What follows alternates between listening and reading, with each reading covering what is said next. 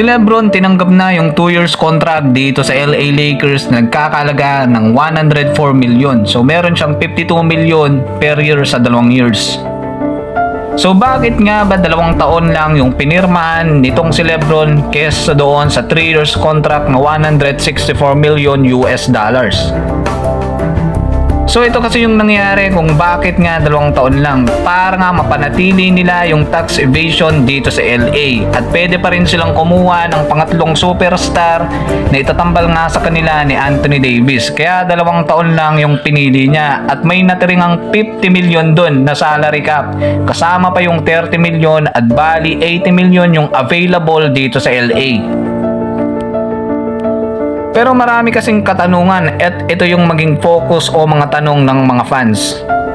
Kung yun na nga ba ang huling kontrata ni Lebron at magre-retiro na siya dito sa NBA.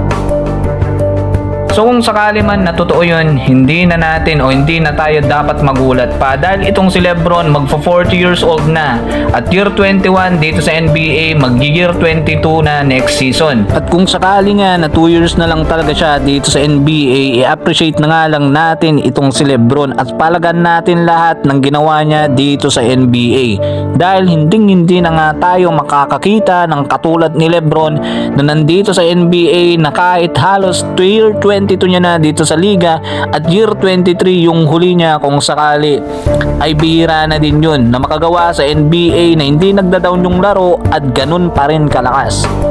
Kaya nga habat nandito pa itong king ng basketball o tinaguriang the king of NBA na si Lebron James. Appreciate natin yun, lahat ng ginagawa niya, at mag-enjoy na lang tayo hanggat nandito pa nga siya sa NBA at hanggat hindi pa siya nagre-retiro, dahil nga pagkatapos ng era niya ay ibang era na yung mapapanood natin.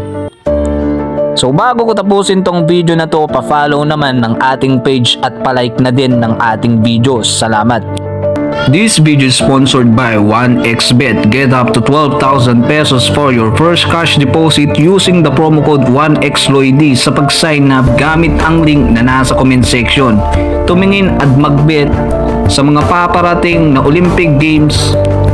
Pwede ka ngang mag-bet sa mga gusto mong team na tayaan tulad nga ng USA, France, Greece at marami pang iba. At laging tandaan, bet responsibly.